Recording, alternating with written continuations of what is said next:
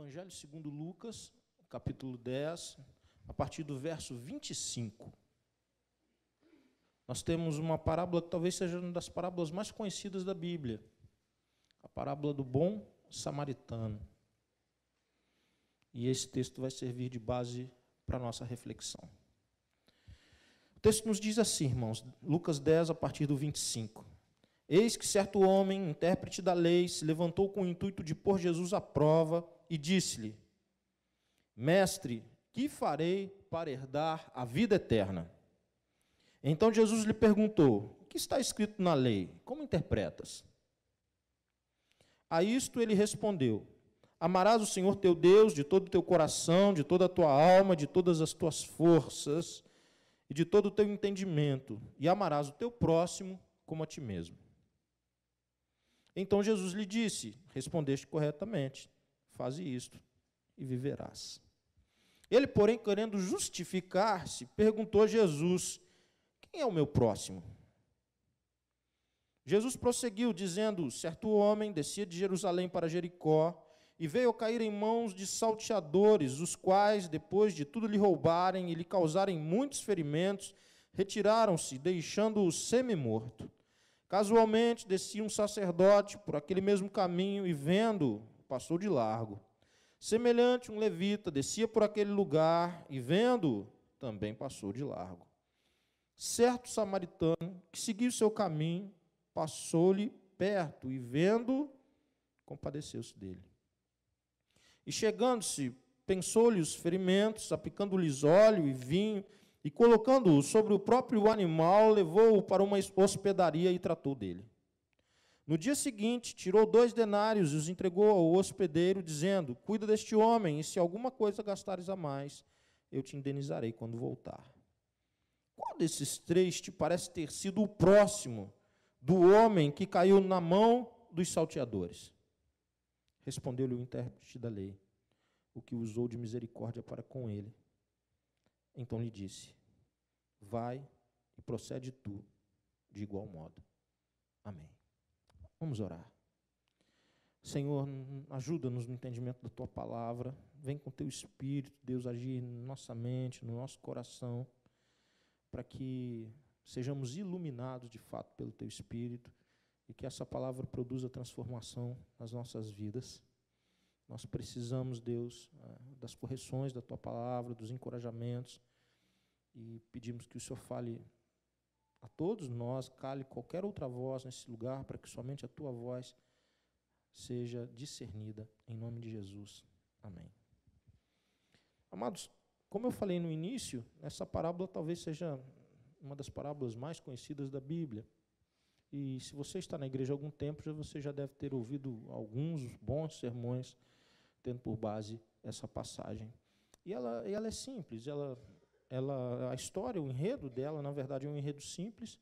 Jesus é procurado por um religioso, um homem conhecedor da lei, conhecedor do Antigo Testamento, conhecedor dos costumes, conhecedor da palavra, um homem religioso e bem formado. E o espírito com que ele vai até Jesus para arguir Jesus já é um espírito duvidoso, um espírito que eu diria reprovável. Ele quer colocar Jesus numa situação delicada, numa situação difícil, e a pergunta é muito boa. Ele faz uma pergunta excelente para Jesus: Mestre, que farei para herdar a vida eterna?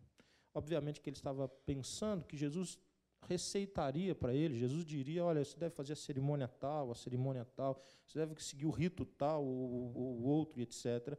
Mas Jesus evita entrar diretamente nisso e devolve com uma pergunta. A pergunta de Jesus também é boa: o que está escrito na lei? Mas não somente isso, como que você interpreta o que está escrito na lei? E aquele homem que arguía Jesus, aquele homem que indagava Jesus, era muito habilidoso. E um homem com uma mente boa, com recursos intelectuais interessantes, porque a resposta dele evidencia isso. Ele dá uma síntese para Jesus, dizendo que o homem deve amar a Deus com toda a força que puder, com todo o seu entendimento, e deve amar ao próximo como a si mesmo. E o papo continua. E Jesus já quando se pronuncia, já coloca ênfase numa outra coisa.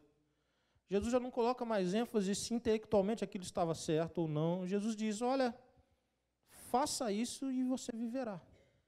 Jesus já começa a mudar o rumo da prosa, Jesus já começa a colocar as coisas nos lugares que elas devem ser colocadas, e ele está dizendo para aquele homem, olha, você tem um ótimo entendimento, você tem uma compreensão boa, intelectualmente você é muito bom, mas vai lá e faz isso que tu está me dizendo. Tu tem um discurso muito interessante, inteligente, completo, de alguém que conhece de fato. Você não é um ignorante, o teu discurso tem uma coerência, uma lógica perfeita, mas parece que Jesus não deu muito valor a isso, não disse, olha rapaz, é isso mesmo, que bom, como que você conhece tão profundamente, olha quantos sermões bons você já deve ter ouvido, quantos estudos maravilhosos você fez, mas a ênfase de Jesus recai num outro ponto. Jesus diz para ele, vai lá e faça o que você está dizendo, e você viverá. Não apenas discurse isso, não apenas verbalize isso, não apenas tenha, olha, uma mensagem interessante, mas tenha ações de acordo com esse discurso.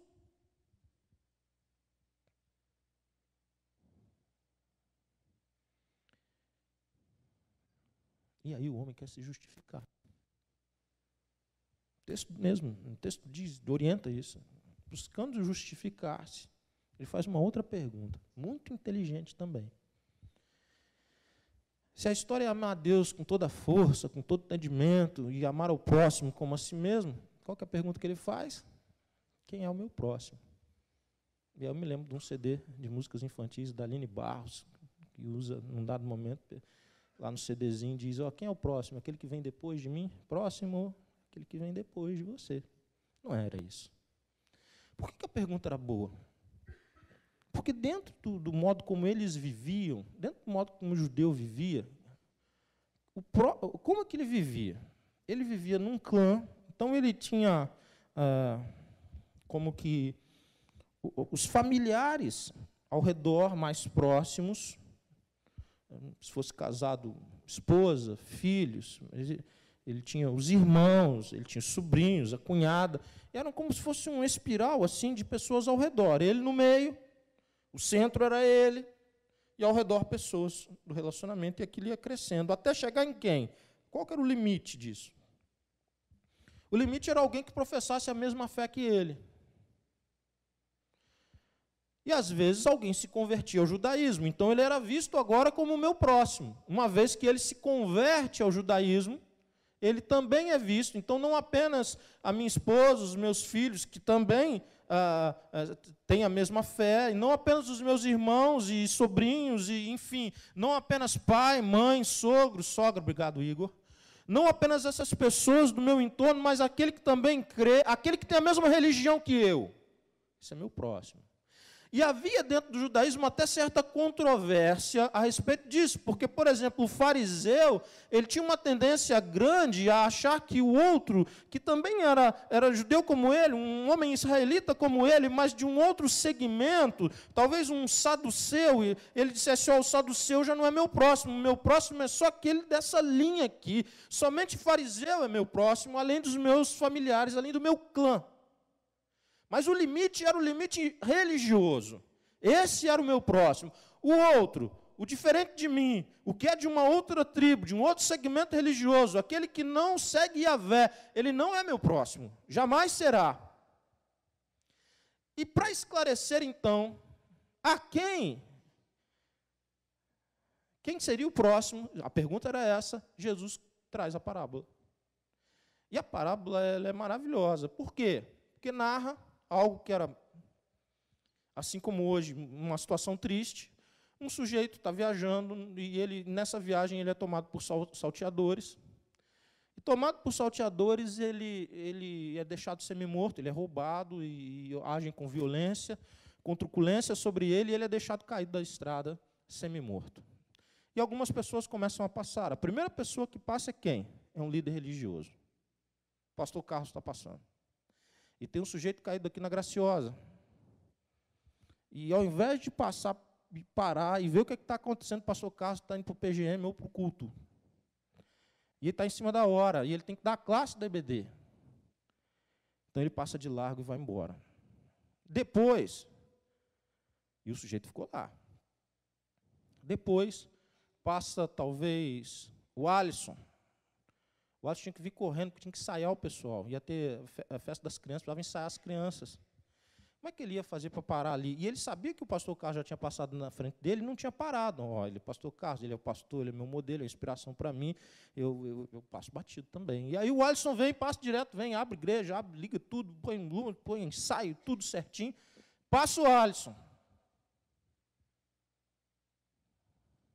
O que era de se esperar? Qual seria o próximo a passar? Alguém que não fosse religioso.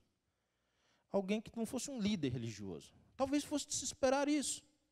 Que alguém que não estava com compromisso de fazer acontecer alguma coisa dentro da religião, alguém que não estava com compromisso de liderar parte do grupo religioso passasse.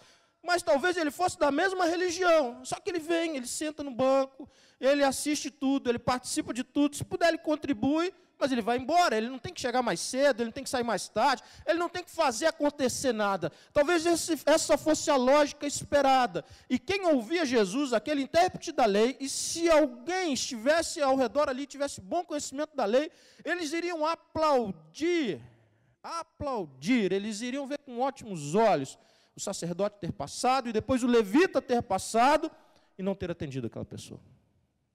Sabe por quê? Porque dentro da religiosidade, dentro daquilo que eles criam, o sacerdote não podia se contaminar e tocar alguém morto, e aquele homem podia estar morto, e ele não poderia correr o risco de contaminar-se depois de ministrar as pessoas. Então ele agiu com prudência. Um líder prudente. Ele passa, preocupado com a sua pureza, preocupado com a sua condição de líder. O levita, de igual modo, ele passa e ele, como ele é muito firme dentro da sua religião, ele não ousa correr o risco de tocar naquele homem estar morto e ele ser contaminado. Quando eu falei do pastor Carlos e do Alisson, isso causa estranheza. Alguém já deve pensar, pô, rapaz, ele deu mole, deveria ter parado. A gente ia entender. Mas lá não. Lá ele não deveria ter parado mesmo. Dentro da lógica com que eles viviam o relacionamento com Deus e o relacionamento religioso, ele não deveria ter parado. E eis que surge não um homem comum, surge aquele que eles, de fato, jamais entenderiam como sendo o próximo dele, o samaritano. O samaritano, primeiro, na história, ele não está na terra dele, ele está viajando ali também e tal. Mas por que o samaritano? Quem era o samaritano? O samaritano era um meio judeu. Era um sujeito que, em tempos anteriores, fez aquilo que Deus disse para não fazer. Os judeus não deveriam tomar mulheres de outros povos em casamento e ter filhos com elas e etc. O que eles fizeram? Eles sujaram a raça, gente. Eles foram se meter com outras pessoas e o que eles fizeram? Eles contaminaram a raça. Mas corria no sangue dele, e o judeu sabia disso, e por isso que era tão duro, sangue judeu. Mas dentro, e por isso era tão difícil. Então, dentro da história, Jesus diz, olha, agora não vem um sujeito que vai chegar para o culto, para ver as crianças cantarem, para ver o pastor pregar, ou que está chegando para beber. Não, não vem esse. Vem um que vocês veem como amaldiçoado. Se eu entrasse nos pormenores da história da briga entre eles, entre judeus e samaritanos, vocês iam ficar de queixo caído, como, por exemplo, um sumo sacerdote judeu avança contra os samaritanos e destrói o templo deles, o local onde eles se reuniam, onde eles prestavam culto, e aí o ódio se multiplicou, e violência gera violência, e aí havia uma resposta e outra. Então Jesus traz a cena, um samaritano. O samaritano, ao invés de passar de largo, ousa chegar perto. E chegando, percebe que o sujeito está vivo e não morto. E ele trazia consigo vinho e azeite. Para quê? Vinho e azeite? Para quê? E ele derrama como um remédio, vinho e azeite, começando os primeiros cuidados. Sabe o pessoal do SAMU quando chega? cara está lá na pista. E depois chegou o SAMU, aquela maca, aquele colar, aquele negócio, era o cara. Só que vinho e azeite não era para a alimentação dele. O vinho e azeite eram elementos do culto e da adoração que ele prestava. E aí o choque é muito maior para quem está ouvindo. Porque os primeiros, religiosos de carteirinha, por causa da religião, passaram de largo e foram embora. E o segundo, que era visto como marginalizado, como amaldiçoado, como alguém longe de Deus, como um ímpio, aquilo que ele usaria como parte da sua consagração e dedicação a Deus, ele consagra e dedica a quem está precisando, a quem está fragilizado. Ele ousa entender que ao derramar o azeite e o vinho, não no altar, para depois orar a Deus, ou dentro de uma cena, de um rito religioso, mas que aquele derramar dos elementos estavam em consonância, estavam de acordo com o Deus que ele adorava. E mais que isso, ele pega o sujeito, põe no seu animal, tira o cara dali, deixa num local que ele pudesse ser cuidado, paga um valor e assume a dívida, sem sabendo sequer se ele veria esse cara de novo. Essa história ela é contada por um sujeito que sabia tudo de Bíblia, que era um religiosão daqueles, assim como nós, que sabemos bastante da Bíblia, que somos religiosões daqueles. E aí algumas implicações, algumas questões começam a serem levantadas aqui, e que bom. A primeira questão é que a religião não é suficiente na vida de ninguém. O exemplo é claro demais. Ele pega os dois ícones religiosos e diz, olha, erraram. Quando você tem numa religião, quando você faz parte de uma religião, quando você conhece os dogmas, as doutrinas, eu lembrei da letra da Blitz aqui, gente. As doutrinas, dogmas, Dobermans. Não é porque você conhece as doutrinas, os dogmas ou os Dobermans da religião que você tem relacionamento com Deus e está fazendo aquilo que de fato Deus quer. O primeiro choque aqui é que alguém pode ser muito religioso, entender muito, saber muito, intelectualmente ter um discurso acertado, mas não ter ações que glorifiquem a esse Deus. A questão não é o quanto você entende de Deus, mas o quanto você faz, realiza. Alguém que era intelectualmente muito bom, mas é questionado porque não consegue fazer daquilo a prática da sua vida. Entende tudo, sabe tudo e, portanto, tem muita condição de criticar e de ver erros, tanto que vai para colocar Jesus à prova. Está pouco interessado no seu próprio desenvolvimento espiritual, mas muito interessado em colocar o líder numa saia justa. Porque quem muito entende e pouco faz, sempre seguirá esse modelo. Sempre. É inevitável. É interessante que ele vai em busca que Jesus dissesse para ele, olha, qual que é o rito novo que você está trazendo? Eu já conheço todos, mas qual que é o novo que você está trazendo? Qual que é a cerimônia nova que você vai implementar agora?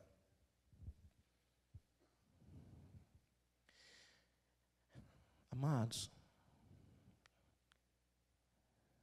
aquele homem,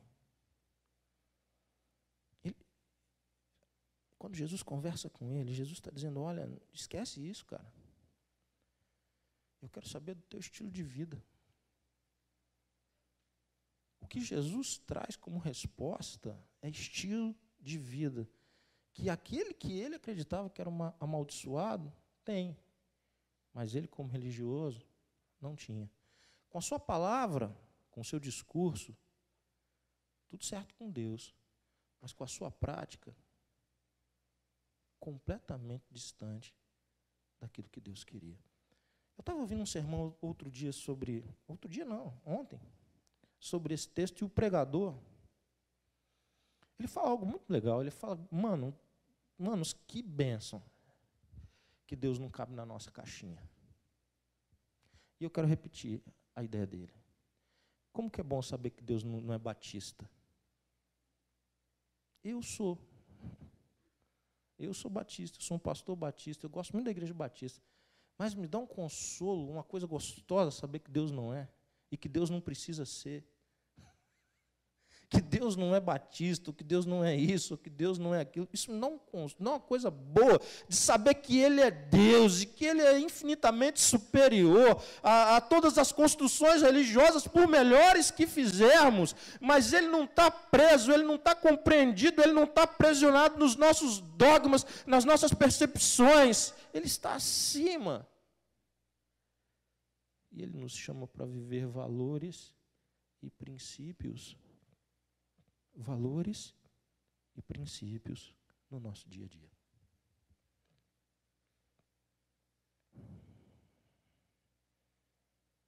Uma igreja, como a Igreja Batista, reconhecida pela sua capacidade de ensinar a Bíblia, pela sua força missionária, missionários no mundo inteiro, pela força da Escola Bíblica Dominical. É uma igreja muito boa para criar pessoas fortes em conhecimento bíblico. É uma igreja ótima para criar pessoas que tenham um conhecimento bíblico profundo, bacana, sistematizado. E é mesmo. E talvez, então, uma ilustração como essa, uma passagem como essa, ainda recaia muito melhor sobre nós, que temos essas características. Porque talvez a pergunta mais importante que possa ser feita não é o quanto você já conhece, porque possivelmente você já conhece o suficiente para ter uma vida muito bacana com Deus e com as pessoas. Mas é o quanto do que você conhece você tem praticado. O quanto do que você já sabe tem sido realizado no seu dia a dia.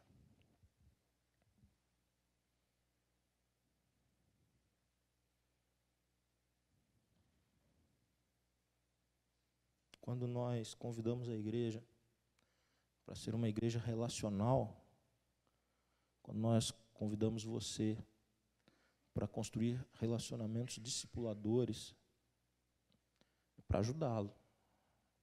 Ajudá-lo a quê? A colocar em prática, na vida do teu próximo, aquilo que você já conhece de Deus. E normalmente o teu próximo é alguém que está caído. Porque se ele tivesse muito bem, ele já tinha passado, não estava nem ali. Já estava longe. O próximo que chega, que você vai ao encontro, que você toca, que você chega perto, que você toca, que você derrama azeite e vinho, normalmente são pessoas que estão fragilizadas, caídas, precisando de ajuda. Você pode olhar para um texto como esse e perceber com clareza a proposta que tem sido feita todos os domingos para você. E aí um monte de pergunta começa a ficar fora de lugar. Por exemplo, mas quem é essa pessoa que você quer que eu me aproxime dela, pastor? Será que ela é boa? Será que ela é ruim? Será que ela é maneira? Será que ela é chata? Será que ela é isso? Será que ela... Não sei.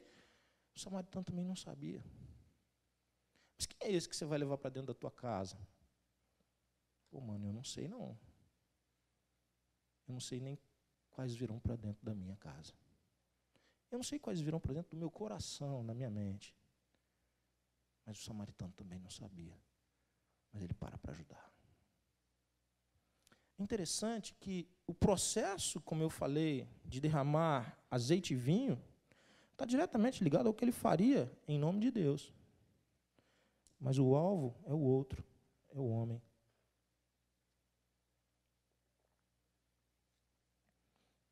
É aquele que já não consegue mais sozinho. É aquele que não consegue avançar. É aquele que está travado. É aquele que está caído. É aquele que mais precisa. E que Deus te deu uma oportunidade maravilhosa. Qual oportunidade, pastor? Que é maravilhosa, sim. De ser logo você que vai passar quando ele está caído. Você só não pode chamar isso de coincidência, senão eu te pego ali fora. Você só não pode chamar... Não, mas que coincidência! Não tem coincidência, filho. Tem intenção. Tem relacionamento. O vinho não é meu. O azeite não é meu. O que eu tenho não é meu. Porque tudo que eu tenho é para a glória de Deus. Então ele pode muito bem. Porque eu amo a Deus. Eu posso muito bem usá-lo sobre a vida daquele que é mais frágil que eu. Que está precisando.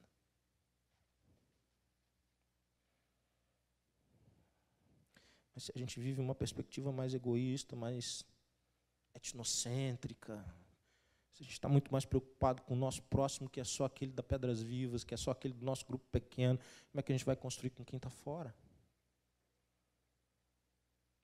Como é que a gente vai ajudar alguém que está fora? Aí a gente vive aquela religião sempre para dentro, né? A gente passa longe da necessidade das pessoas, porque a gente tem um culto, a gente tem um ensaio, a gente tem isso, a gente tem aquilo, tem o que for. Às vezes, e hoje nem tem mais nada, tudo isso foi tirado para que você possa viver relacionamentos. Mas às vezes você pode tirar tudo e ainda assim não perceber. Tratar com indiferença, com insensibilidade quem está ao lado. Qual que é a religião verdadeira? A do sacerdote, a do levita, a do batista, a do pastor, a do músico ou a do samaritano? Jesus apresenta que é do samaritano agora. É interessante que a pergunta é, mas quem é meu próximo? Quem é meu próximo? Essa era a pergunta. Mas a resposta de Jesus é a seguinte: quem foi o próximo daquele que estava caído? A questão não é quem é o teu próximo, é quem se aproximará daquele que está caído. Consegue entender que a lógica é outra? A preocupação não é quem vai estar perto de você, mas a preocupação é se você vai estar perto daquele que está marginalizado, fragilizado, impotente, com dores, com sofrimento e sem esperança. É quem vai estar próximo dele é que é mais importante para Jesus. E a resposta inevitável é: o próximo é aquele que deu atenção a ele. Aquele que o tratou com misericórdia. Quem é teu próximo? Qual é o teu próximo? Agora vamos melhorar a pergunta. Você está próximo de quem? De quem você se aproximou? Sobre quem você derramou o vinho essa semana? Sobre quem você tem derramado o azeite? Quem que você colocou no teu carro? Quem que você deu proteção? Quem que você deu cuidado? Quem que você deu atenção?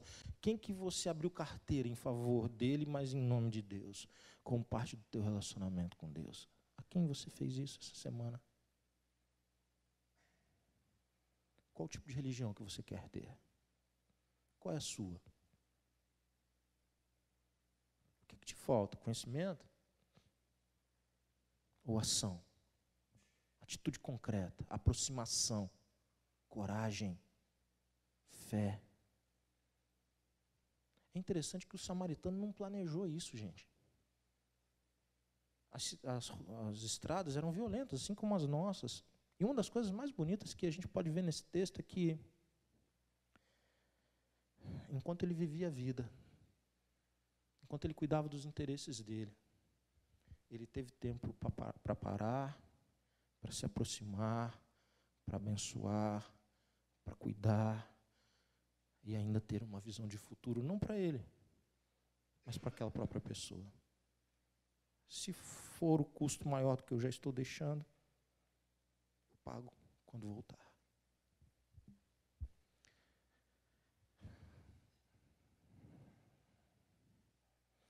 Numa semana que a gente viu no noticiário nacional, os portais da internet, falando de Araquari. Araquari ficou famosa no Brasil inteiro, irmãos, essa semana. Porque a estrada está violenta, né? Agora o sujeito põe um capacete, pega um caminhão, soca o caminhão num carro forte, e aí Araquari é notícia no Brasil inteiro. Estradas violentas, né? E são tantas as notícias de violência. E talvez a gente não reaja com violência, talvez você não seja violento. Talvez você nunca retribua com violência, e talvez você diga, olha como é que eu sou bom, porque no meio de tanta violência eu continuo sendo um homem de paz. O sacerdote também era, o levita também era. Mas a omissão deles não trouxe nenhum benefício para quem estava caído. A omissão deles contribuiu decisivamente, ou contribuiria decisivamente, para a morte daquele homem, assim como a violência daqueles que o atacaram. Não basta não reagir com violência. Isso não é suficiente. Não basta você dizer, eu não sou como esses salteadores, viu? Esses miseráveis que vão ter o que merecem. Na cartilha de Jesus, os salteadores, tanto quanto o religioso omisso, tanto quanto o religioso indiferente, contribuem para que quem já estava em fragilidade pudesse sucumbir, morrer. Muitas vezes, nós entendemos tudo da Bíblia, nós entendemos os preceitos bíblicos, nós entendemos as orientações bíblicas, mas por causa da nossa omissão, porque a gente não consegue passar a segunda, porque a gente não consegue avançar e tomar uma postura diferente, nós acabamos contribuindo tanto para a morte de alguém, morte espiritual, falência espiritual, distanciamento de Deus, pessoas que estão com casamento rompido perto de nós e nós não movemos uma palha em favor deles, gente que está com dificuldade de se relacionar com os próprios filhos, gente que está perdida no mundo sem Deus perto de nós, mas a nossa omissão os tem fragilizado tanto quanto as demais violências desse mundo. Até quando nós vamos lidar com isso e falarmos em nome de Deus? Até quando nós vamos lidar com isso numa visão de que aquilo que fazemos, na verdade aquilo que discursamos, nós imaginamos, é suficiente para Deus, é isso que Deus quer. Malditos são os samaritanos e os salteadores. Nós, os religiosos, também com Deus. Mas omissão mata, indiferença mata. Não abrir a sua vida, mata.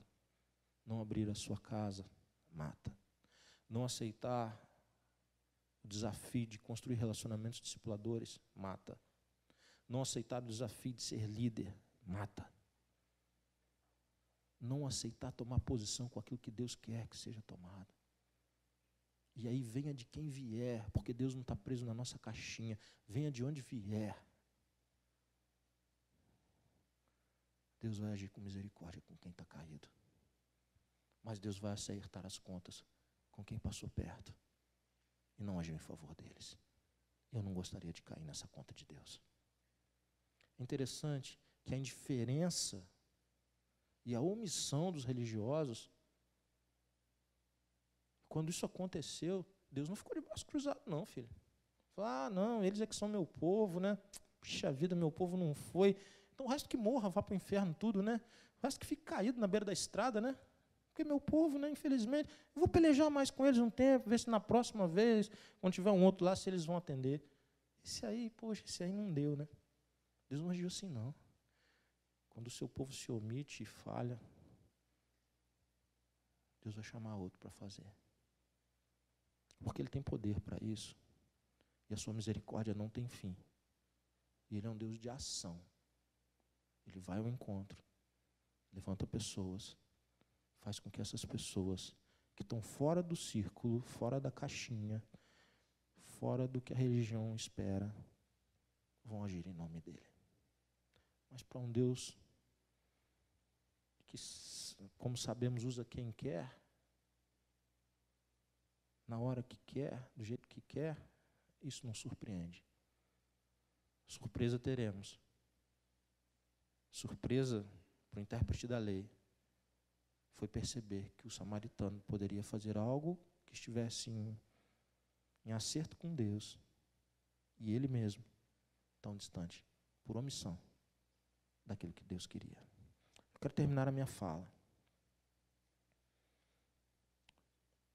Eu quero convidar você a uma reflexão, que é a mesma que Jesus colocou para aquele intérprete da lei.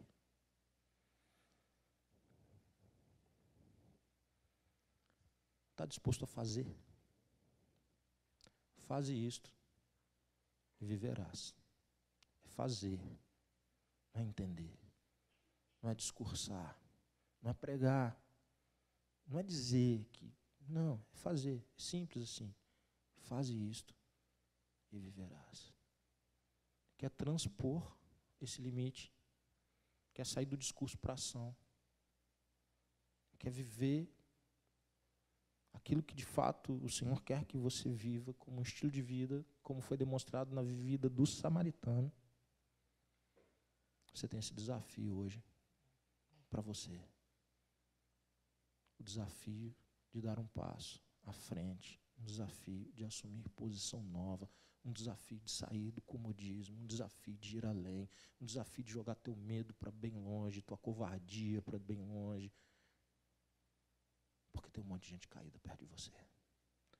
E a pergunta mais importante não é quem é o teu próximo, mas é quem vai ser o próximo daqueles que estão caídos por essa cidade que o Senhor nos chamou para viver nela. Baixe sua cabeça, feche teus olhos, em nome de Jesus.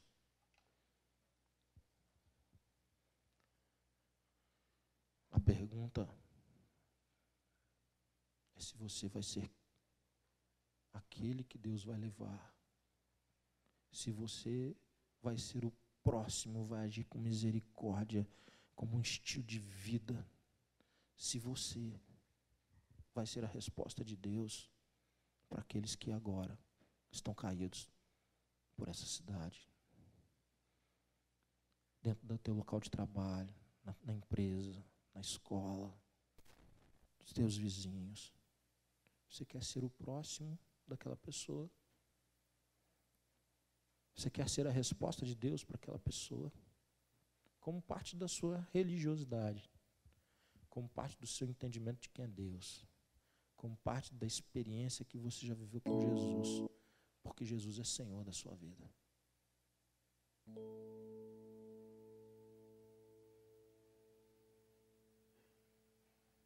Passar de largo é mais fácil. Passar longe é tão mais cômodo. Vai se incomodar para quê? Segue o jogo, vai adiante. Chega lá, todo mundo ainda vai te reconhecer como um bom religioso. Se é isso que você deseja, não faça nada. Mas também não diga ser alguma coisa. Porque quem não é nada, não faz nada.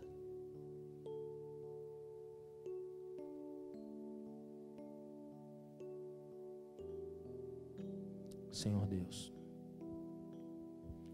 eu quero te agradecer pela tua palavra.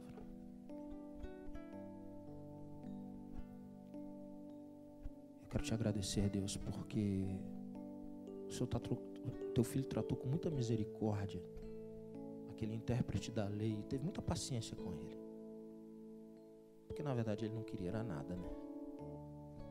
Estava ali colocando Jesus à prova, feito um bobo, achando que ia dar volta no mestre, achando que era o bom, que conhecia, que ainda deveria ser elogiado, quando na verdade o Senhor Jesus deixou tão claro, Deus, que Ele estava tão longe de fazer a tua vontade, entendia tudo, fazia tão pouco. Estava muito preocupado quem ia estar próximo dele, ao invés de se preocupar perto de quem ele deveria estar próximo.